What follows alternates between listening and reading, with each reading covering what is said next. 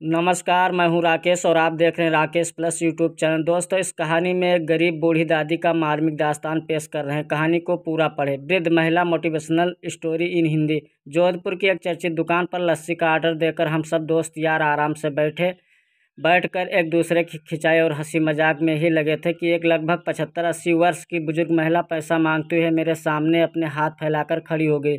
उनकी कमर झुकी हुई थी, चेहरे की झुर्रियों में भूख तैर रही थी, नेत्र भीतर को धंसे हुए थे किंतु सजल थे। उनको देखकर मन में ना जाने क्या आया कि मैंने अपनी जेब से सिक्के निकालने के लिए डाला हुआ हाथ वापस खींचते हुए उनसे पूछ लिया, दादी जी लस्सी पियेंगे? मेरी इस बात पर दादी कम अचंभित हुई और मेरे मित्र अधिक, क्योंकि अगर मैं उनको पैसे देता तो बस 5 या 10 रुपए ही देता, लेकिन लस्सी तो 30 रुपए की एक है। इसीलिए लस्सी पिलाने से मेरे गरीब हो जाने की और उस बूढ़ी दादी के द्वारा मुझे ठगकर अमीर हो जाने की संभावना बहुत कम बढ़ गई थी।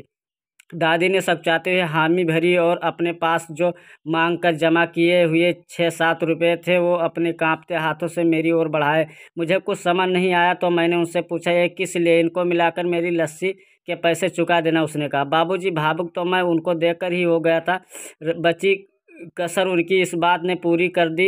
एकाएक मेरी आंखें छलछला आईं और भरभराए हुए गले से मैंने दुकान वाले से एक लस्सी बढ़ाने को कहा। उसने अपने पैसे वापस मुट्ठी में बंद कर लिए और पास ही ज़मीन पर बैठ गई। अब मुझे अपनी लाचारी का अनुभव हुआ, क्योंकि मैं वहां पर मौजूद दुकानदार, अपने दोस्तों और कई अन्य ग्राहकों की वजह से उनको कुर्सी पर बैठने के लिए नहीं कह सका।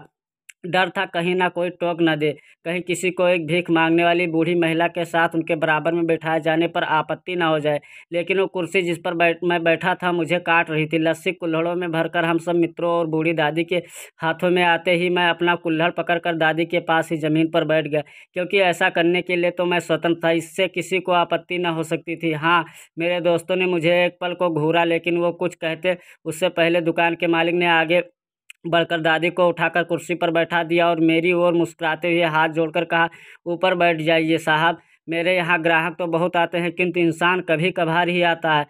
अब इसके सबके हाथों में लस्सी के कुल्हड़ और होठों पर सहज मुस्कुराहट थी। बस एक वो दादी ही थी जिनकी आंखों में तृप्ति के आंसू, होठों पर मलाई के कुछ अंश और दिल में सैकड़ों दुआएं थी। न जाने क्यों जब कभी हमें 10-20 रुपए किसी भूखे गरीब को देने या उस पर खर्च करने होते हैं तो हमें बहुत ज़्यादा लगते हैं। लेकिन सोचिए, क्या वो चंद रुपए किसी के मन तृप्त करने से अधिक कीमती हैं? जब कभी अवसर मिले ऐसे दयापूर्ण और करुणामय काम करते रहें, भले ही कोई आपका साथ दे या ना दे। Thanks you for watching. दोस्तों, हमारे चैनल को सब्सक्राइब जरूर कर लें एंड वीडियो को लाइक करें, शेयर करें अपने दोस्तों में। मिलते हैं नेक्स्ट वीडियो में। तब तक के लिए बाय।